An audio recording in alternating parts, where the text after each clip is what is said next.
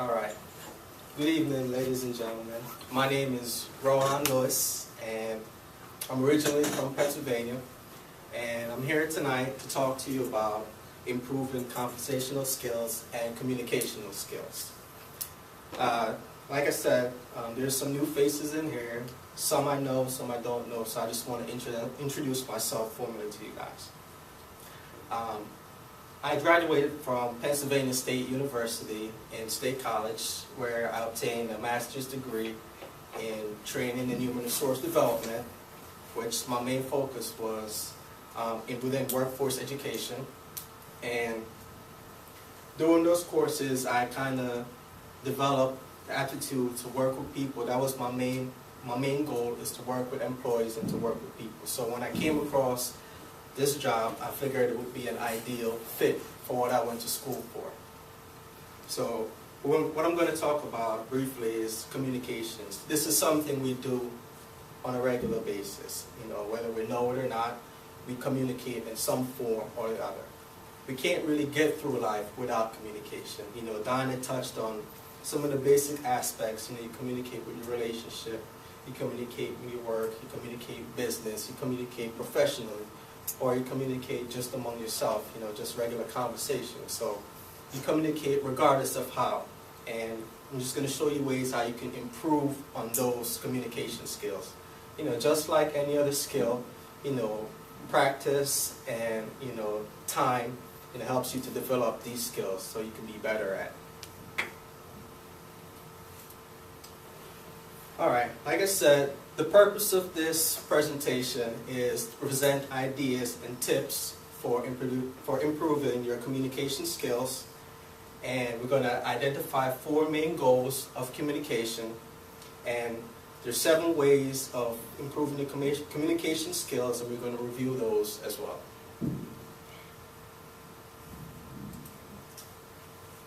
So what I'm going to start off is, we're just going to define communication. What is communication?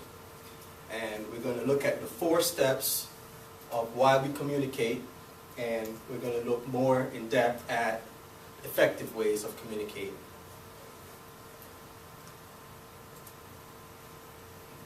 So, what is communication? Touched on this essentially. Communication is a process by which we assign or convey meaning in an attempt to create a shared understanding. Just to sum up, basically, is an act of passing information. The word communication is actually derived from a Latin word meaning communis. Communis means to share. So you can see where the definition fits in from the background and the history of the word. We're sharing information, and that's what we're doing, sharing. And this process takes a vast repertoire of skills. We have to analyze, we observe, we question, we evaluate, and we listen to one another when we communicate. This is one of the essential things of life that we have to do.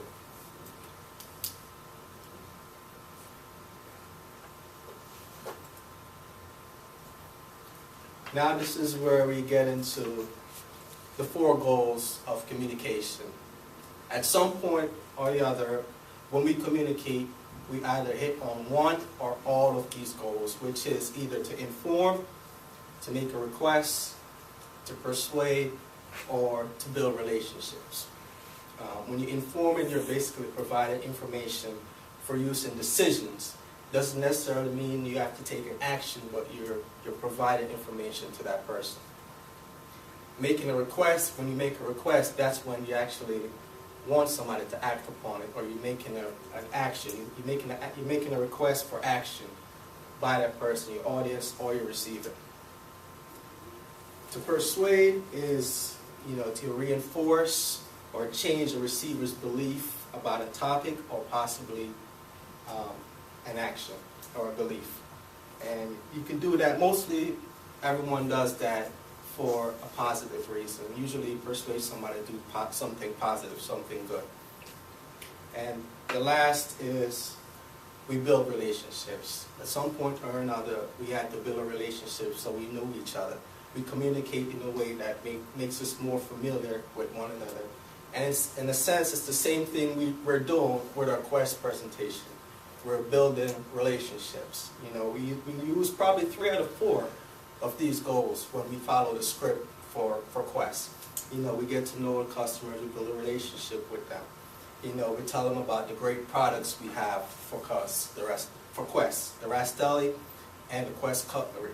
And eventually, you know, by the end, we hope, you know, we can persuade them to make a sale or to make a purchase. All right, so in a sense, we use basically 3 out of 4 of those goals. You know, sometimes we use all of them, sometimes we just use one.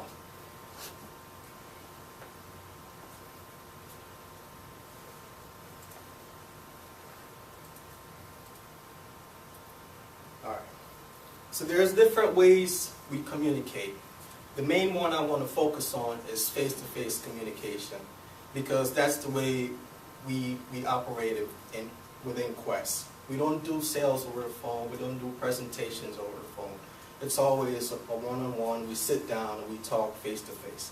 And as you can see by the chart, how it's broken down, 55% of your communication is just by your body language.